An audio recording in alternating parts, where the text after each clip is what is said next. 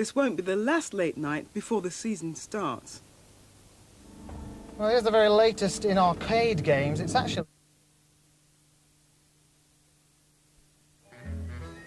Right, big tree, 7 paces, and X marks the spot.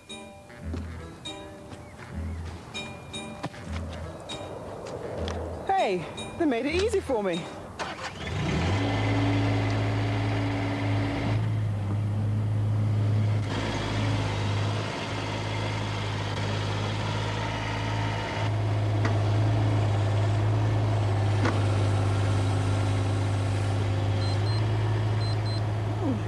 Tea break.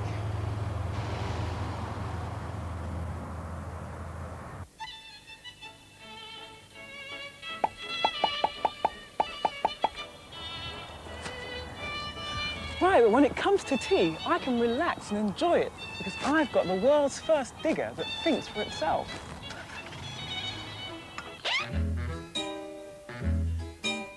There I was, digging his hole in the ground, so big and sort of round it was, and there was I, digging it deep. The only thing driving this digger is Lucy, a computer that rides on the roof. This bloke in a bowler which he lifted and scratched his head. Whoa, he looked down the old demented soul and he said... The students at Lancaster University who designed the system reckon it's clever enough to deal with all sorts of tricky situations like buried pipes and boulders. But I know that under that X is some pretty nasty rocks, so we'll see, won't we? Scooping loose earth is easy, but rocks have to be scraped out.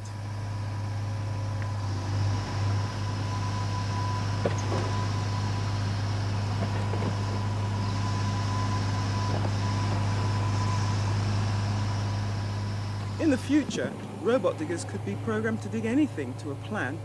Housing estates, motorway intersections, or in places where it's just too dangerous for a human operator. Wow, it looks like a job well done. Hey, hang on.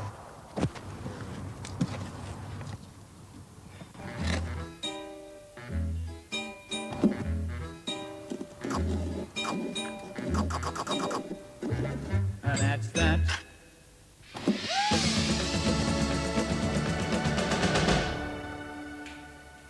If you're going to study scorpions...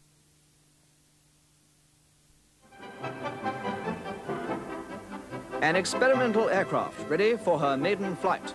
But no propellers here. She's the world's first to be jet-powered. I just come down to do my usual spot of gardening after tea. Was going along merrily and heard the whistling noise. Looked up and saw a plane coming. Right down tools and ran in the house to tell everybody I'd seen an aeroplane without a propeller. Of course, nobody believed me. Today, jet engines take planes faster and higher than propellers ever could. Too late for the Battle of Britain, jet flight started a new war, the battle against the birds.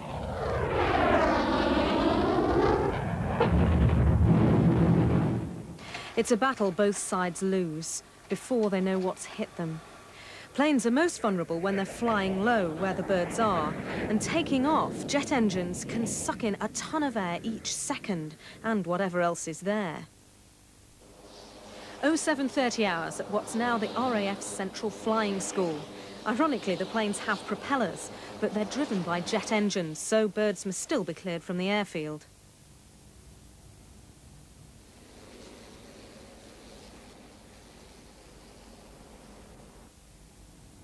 Birds at 09 threshold. Get Suffolk out, please. Suffolk North Towers, birds at 09 threshold.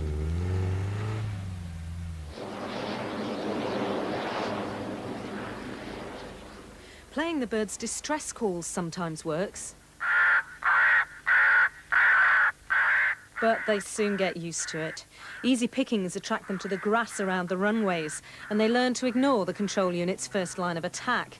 Time for more drastic action.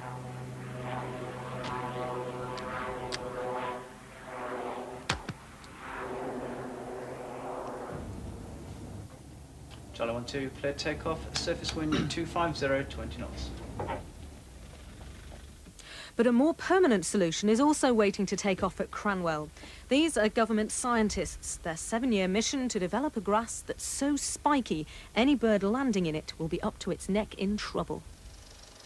They started with regulation British airfield grass. Broadleaves make it dense enough, but it flops underfoot, snow or the wind.